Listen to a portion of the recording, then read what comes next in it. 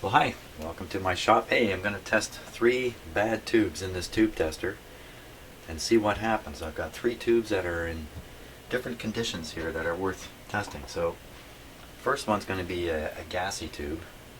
You can see the white color here. That means air. As I understand it, air has leaked into this tube. So just how it's going to work in the tube tester, I'm not sure. And I've got this one, which just came out of this chassis here. This is the rectifier tube, which was glowing blue all at the top there. I think that indicates a short myself, but I'm not 100% sure why it would glow blue. And then I've got a tube here that's in really, really bad shape. In fact, they don't get any worse than this. What do you say we put this in the tester and see what happens? Here's the rest of it. Oh my gosh, I don't even know what tube this is. This has come out of a radio which is waiting to come in the shop here. In fact, this is the spare radio. I have 2 identical radios waiting. One for parts that somebody picked up. I should be able to read it up here what it is. 6F6. 6F6, and this has got a shielding fused right on the outside of the tube here. Anyway, we're going to plug that in and see what happens. Burn my house down, maybe. So we're all set for the this one here. This is a 5Y4. It's a 2-part rectifier tube. We got this on 5, yes. Okay. So now exactly what's going to happen here, I don't know. I wonder if I should turn down the lights. Well, there won't be, from my previous experimenting, there's no high voltage applied to the tube until I push the test button down here. So let's put it in. Let it heat up. I saw my pilot light dip there. Maybe I'm going to turn down the house lights here.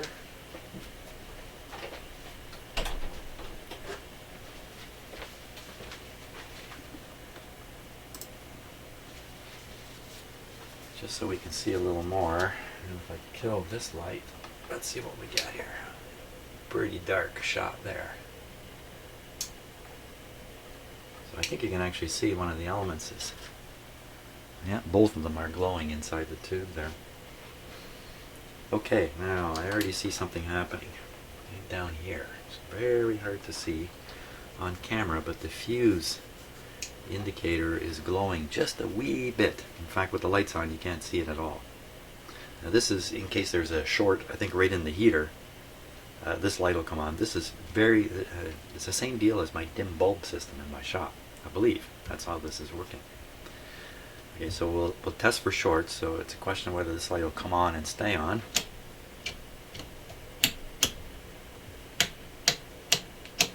Okay, so at this point the tube tester is saying this tube is ready to be tested. And we push P3.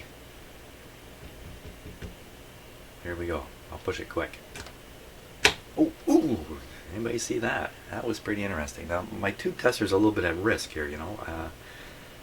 I don't want to damage the tube tester, but I saw the needle come up and then go whack. I didn't see anything glowing blue. Let's just... Oh, I can see something over here.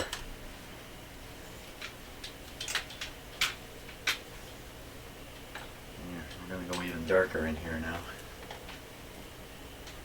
Get my finger on the button here. Just see a little bit right in. So it does glow blue. I guess the voltage and currents in my tester are not nearly as strong as, where's the light switch here? I'm kind of lost here. Not nearly as strong as what's available in the actual radio itself. I'll watch this button again.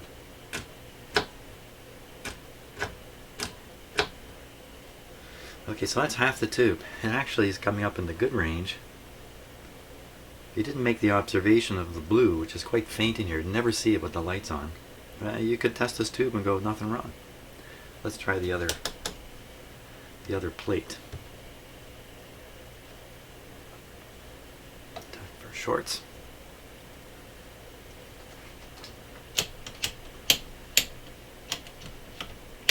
flash in that light doesn't mean anything, only if it stays on. B3. The same blue lighting up again. And the reading, my camera adjust, very same. So the tube's actually testing okay. Yeah, it's coming up on the edge of the replace here, but any tube that makes it well up onto here is good. So this guy is definitely damaged, but the tube tester would pass this tube. I'm a little surprised. Now we'll take this one here. 12AT7. Nice. Look, it looks like it's practically brand new. 12AT7. So you have to bear with me while I dial this one in.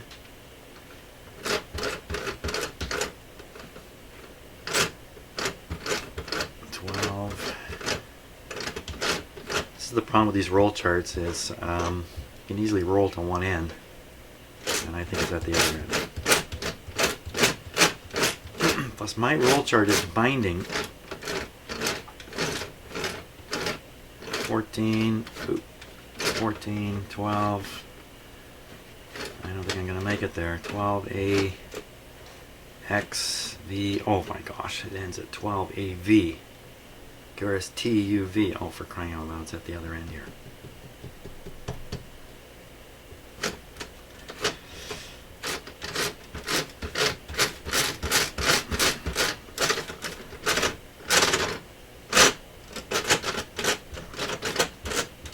If you have a tube tester with a roll chart, I would recommend you do what I normally do. I don't normally use this roll chart at all. I have this on my tablet. My tablet happens to be right here. Hey, bingo, fantastic. This is my old Playbook tablet. Just barely get to watch me do this here. Love this tablet, but it's so out of date now. It's starting to. Here we are, Stark 966 roll chart. It's starting to fail on websites, and the browser's not working right. Okay, so here's the actual roll chart, which you really can't. There it is. It's actually the roll chart scanned and then turned into one long document here. Now, if you notice things just got quiet in my shop, that's a rattling fan on the computer that I normally don't start shooting video until that fan is shut up. But that's what I listen to for 10 minutes every time I turn my computer on. 12AT, here we are, 12AT7.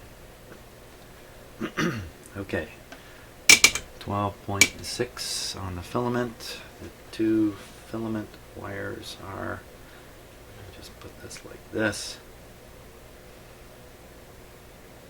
EV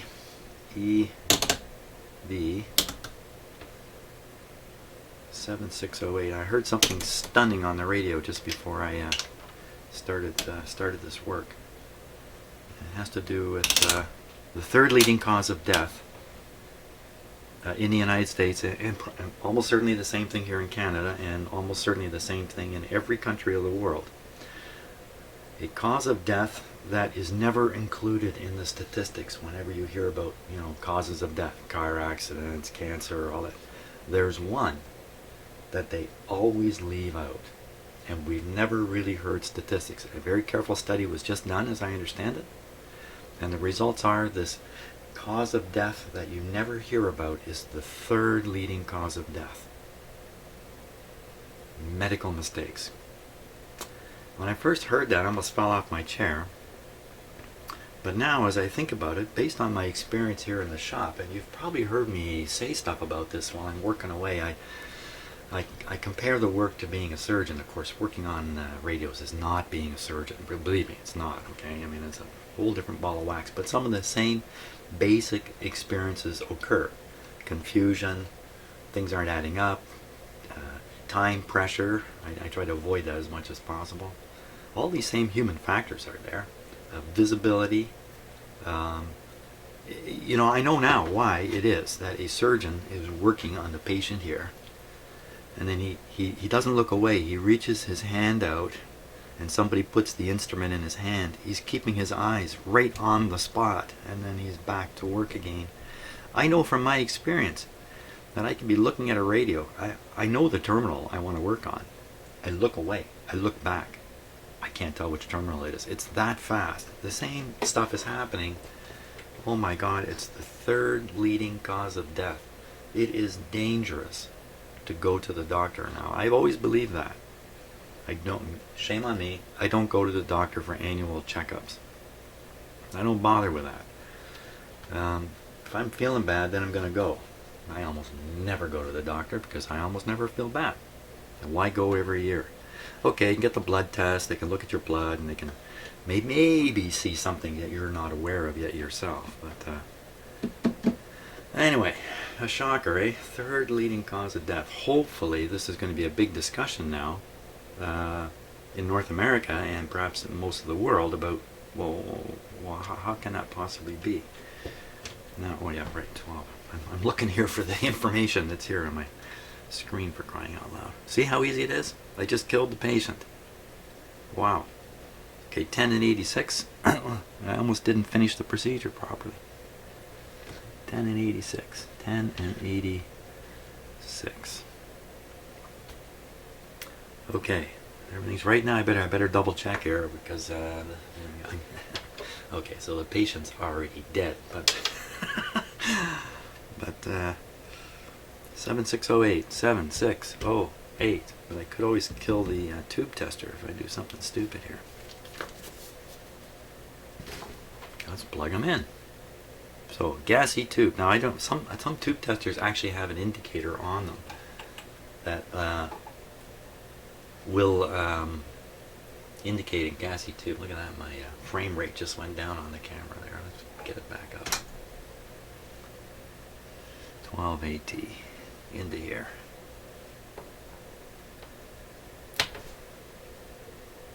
Okay. What that funny snapping sound was. I don't think it's even warming up.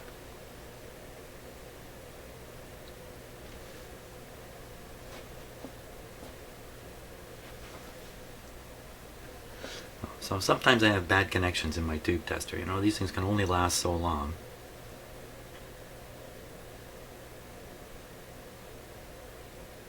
I'm watching the pilot light to see if it flickers.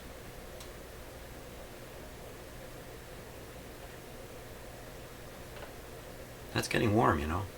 It's actually getting warm, so maybe it is going and I just can't see it. Okay, let's test for shorts.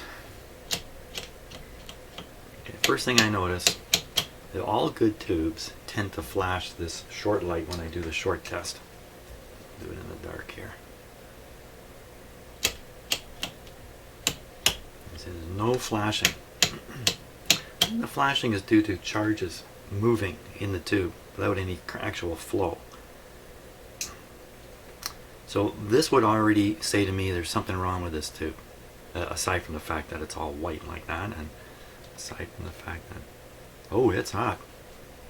Okay, so since there's no short indicated, I'm still safe to proceed with the test, and the test will be P4.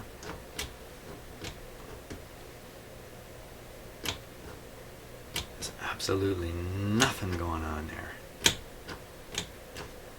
Now that shouldn't be too surprising, because if the tube is full of air, the air is preventing the electrons from making the trip between the filament and the plate, or between the cathode and the plate. They can't push their way through the gas, which is holding them back, if you like. The highway is crowded with other gas molecules now, and electrons just can't make it through there. That would be how I would interpret that. Now there's two. This is a double tube, so let's just test the other half also. 2103. 2 1 0 3 with a 0. 2103. 2103. Also, whenever I get a tube that tests totally bad, I doubt that I've got the tube testing settings right. Okay, we'll do the short test again. Okay, no flash on this. Oh, I think I did see a flash there.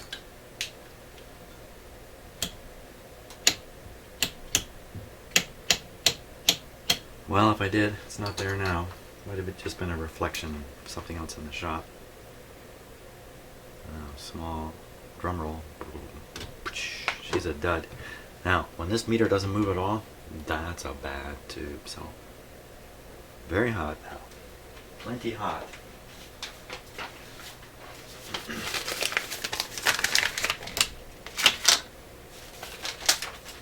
And now for the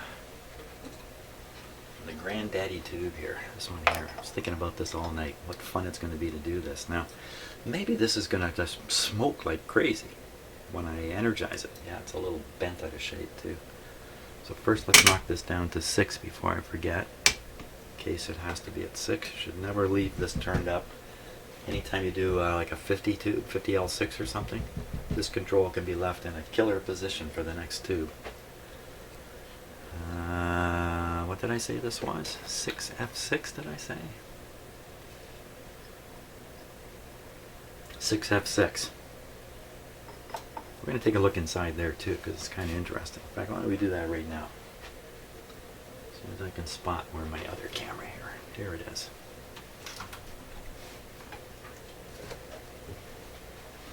Switch over.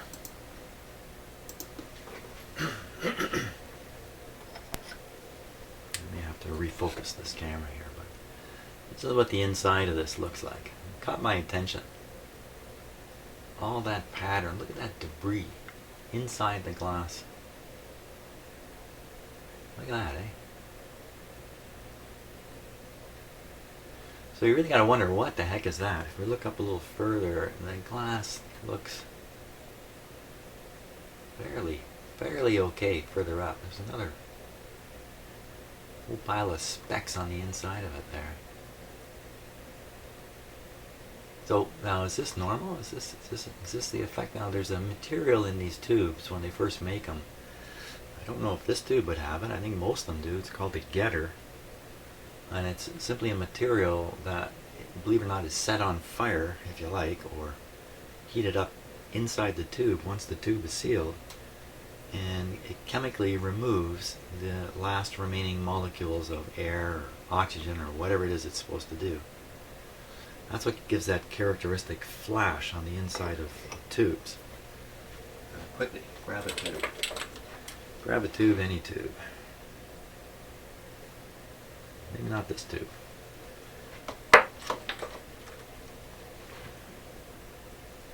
Maybe not that one either. Yeah, okay. How about this? Of course, I got a whole bunch of tubes that you can't see what I'm talking about. Anyway, if you know your stuff, you know what I'm talking about. So, is that the debris from the getter? Now, my days as a cable failure analyst, one of the things I always look for were signs of moisture inside of electrical equipment that had failed. And this very much looks like that to me. Look at that. Those layers are so thin that there's light interference patterns. You can see the blue and the red and the orange.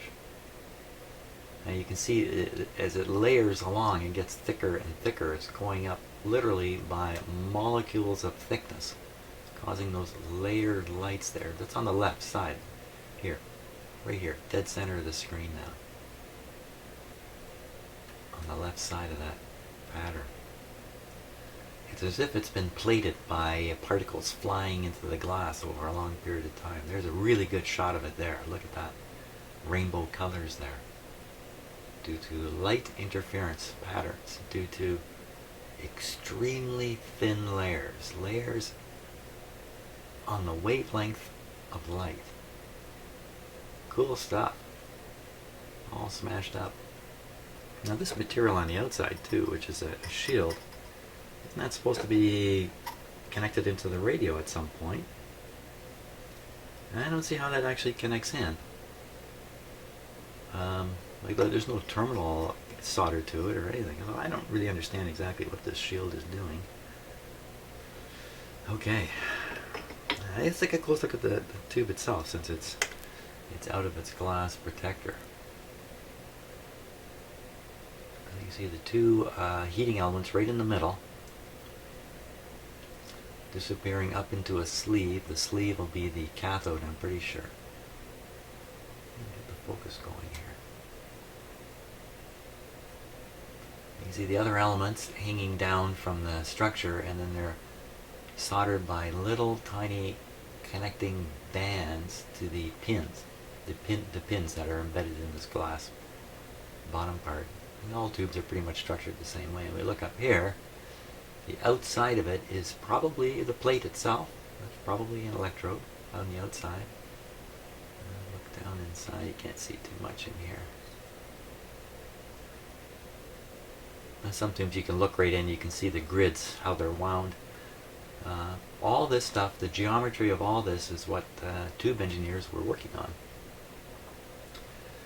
Combination of getting the geometry right to get the tube's behavior right and make this manufacturable. No use coming up with designs that nobody can manufacture. Don't know what this is right here. I wondered if this was the connection out to the outside of the tube, but I don't see how. It's just sitting here. I thought maybe that's the getter, but I don't know. It's just connected to the plate. It looks like a plate. So I don't know what that is. Okay, now we looked it over close. Let's cook this baby. Maybe we'll do this with a close-up camera when we go to energize it too. How about that? Okay, so if I plug it in, it's going to start heating right away. So I don't want to plug it in right away. I'm going to put this camera so you're not looking at me. Put it here maybe. Oh yeah, what did I say that was? 6F6, wasn't it? 6F6. Okay, so I'm gonna get her set up for 6F6. 6F6.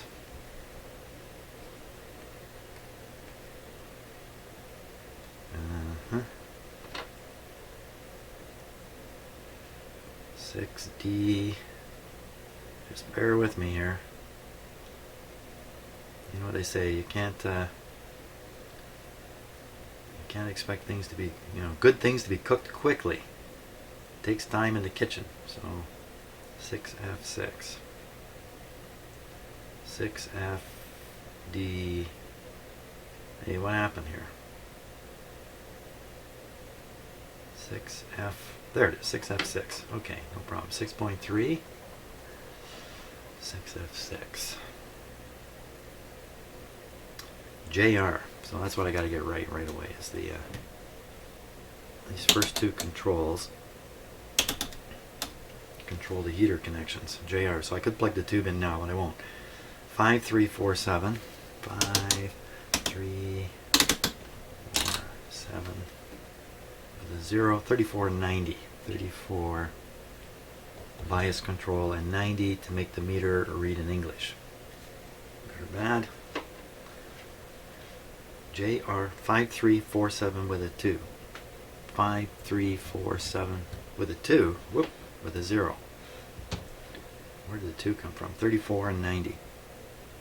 That's what the doctor says. Where'd the 2 come from? Now the guy's dead. Oh well, don't keep any statistics on that. We don't want anybody to know. Now, another possible problem here is I actually looked at a different tube. See? The patient's dead again. I'm killing him 2 and 3 times over here. 5347 with a 2. Yeah. 5347 with a 2. This is the point where I turn to my patient and I say, now don't worry. I've been a doctor for many years. So just because I misspoke just there, don't worry. I am the 3rd leading cause of death, though. Okay, I think I got it. Now, am I going to fill my shop with some kind of acrid smoke that's going to result in me having to provide an explanation to my wife about what has happened in the basement? Now, that's a good question. Now, I do have a smoke eater here.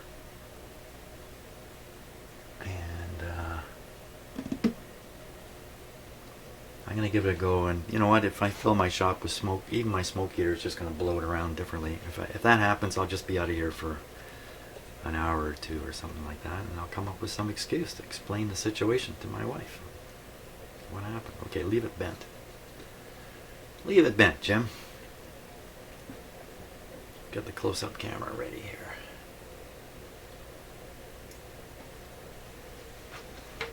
Like I say, you know what I can do?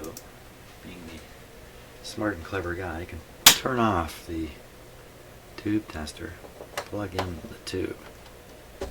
You're not even looking. What happened?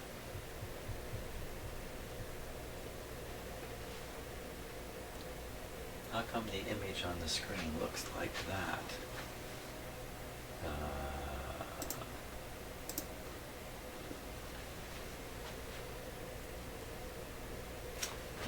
Hang on. Gotta reset this camera. It's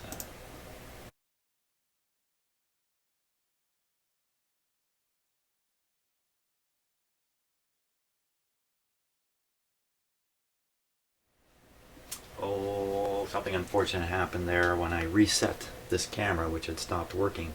I knocked the audio out of the recording, and I carried on, finished everything I was going to do here. Looked over and saw that I'd recorded no audio. So I don't normally do this kind of thing. I'm going to repeat what I did. So here we are. There's the tube there. Let's.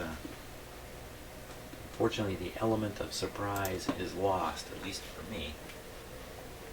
So the tube tester is switched off right now, and I'm just gonna. You can see I've actually bent the tube back the other way.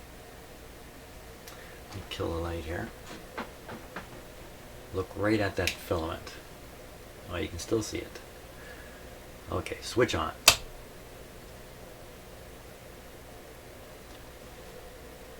So, curious thing, the filament does not show any glow. I mean, almost always you can see the glow in the tube. You can't see anything here. So, to the point where I didn't think it was working at all. Of course, the tube tester shows this as a completely dead tube, and there's no conduction through it because there's air inside it, in amongst the elements, and the electrons cannot push their way through the air.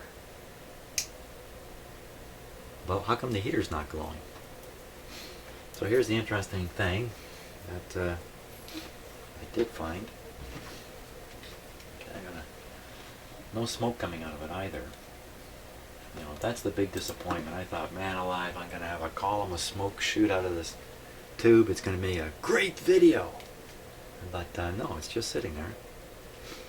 Okay, so I have my thermometer here. Just going to meters 21 degrees C, 17 degrees C. Yeah, it's cool in my shop.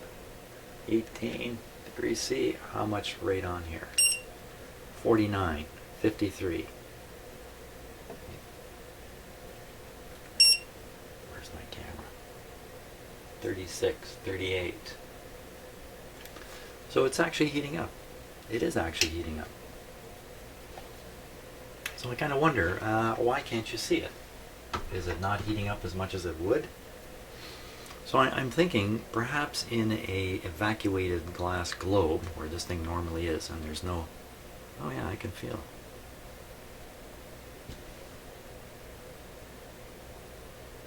Barely feel. Hey, what part of your body? This is not a X-rated question. What part of your body is most sensitive to heat? If you really want to try to feel heat, or a part that is very, very sensitive, your upper lip. Your upper lip is extremely sensitive to heat. Okay, so you should stick your upper lip on this if you really want to know if it's warm or not. That's my recommendation, but I will not be demonstrating that today. Well, no smoke. I could turn the heater voltage up and make smoke, but then that would just be, yeah, you're all going, yeah, do it. No, I don't want to fill my house with smoke. Smoke could be something dangerous. If this thing did produce a lot of smoke, it could be something dangerous in that smoke. I think, well, what smoke isn't dangerous, for crying out loud? I used to kid myself when I worked at the power company. We'd have an underground transformer vault that would produce huge volumes of black smoke downtown. Huge volumes of it coming out of the sidewalk. And firemen would run up and they'd go, ooh, electrical, PCB, oh, we can't do anything about that. And they'd contact the power company and say, in that transformer vault, do you have any equipment that has polychlorinated bipheноls in it? And the power company might say yes or no. If it said no, then the fireman would go ahead, as if the smoke was safe. Well, of course, they're all wearing protected, stuff in that, but it's just kind of funny how if you have a dangerous thing with 50 dangers in it and you declare one of them not there, you might think not so much about all the rest of them. Smoke is dangerous no matter what. Anyway, no smoke from here, no excitement, no reason to carry on with this video. Hey, let's get back to the radio. That'd be a good idea.